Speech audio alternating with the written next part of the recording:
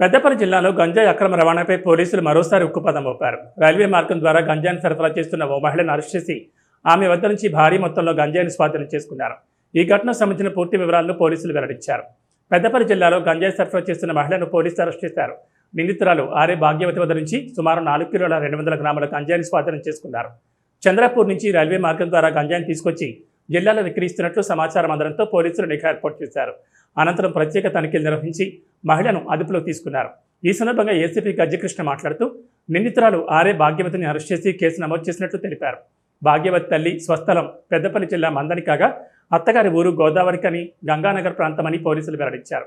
ఆమె తండ్రి చంద్రపూర్ కోల్ మైన్స్లో ఉద్యోగం చేస్తున్న నేపథ్యంలో బతుకు తెరువు కోసం గంగానగర్ను వదిలి భాగ్యవతి దంపతులు తరచూ చంద్రపూర్కు మకాం మార్చారని, తక్కువ సమయంలో ఎక్కువ డబ్బులు సంపాదించారనే ఆశతో గంజాయి వ్యాపారంలో దిగిన భాగ్యవతి చివరికి పోలీసులు చిక్కిందని అధికారులు పేర్కొన్నారు.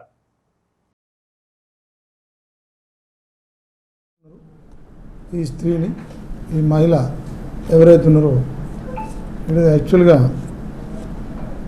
సొంత తల్లిగారు వచ్చి మంతిని, వీళ్ళ అత్తగారు వచ్చి గంగానగర్. కాకపోతే బతుకుదేరు కోసం మహారాష్ట్రలో చంద్రపూర్లో బతుకుతున్నారు. గోదావరి కానీ గంగానగర్ అంటే. అయితే భర్తకు ఈమెకు కొంచెం ఇబ్బందులు ఏర్పడి వీళ్ళ ఫాదర్ వాళ్ళు కూడా సొంత ఊరు మంత్రి అయినప్పటికీ చంద్రపూర్లో వీళ్ళ ఫాదర్ సింగర్ అండ్ ఎంప్లాయీగా, అంటే singer and I mean coal మైన్స్లో పనిచేస్తున్నటువంటి క్రమంలో అక్కడే ఉన్నారు. ఈవిడకి ఒక కొడుకు కూతురు ఉన్నారు.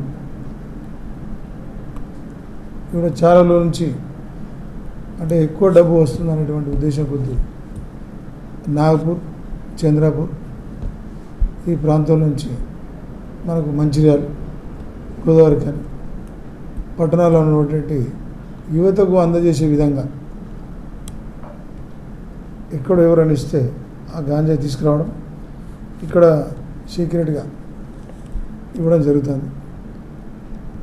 ఇప్పుడు మన ఎదురుగా ఉన్నటువంటి గంజాయి మీరు చూస్తున్నారు, దాదాపు 4 కిలోల పైన, 4 కిలోల 200 గ్రాములు ఉంది.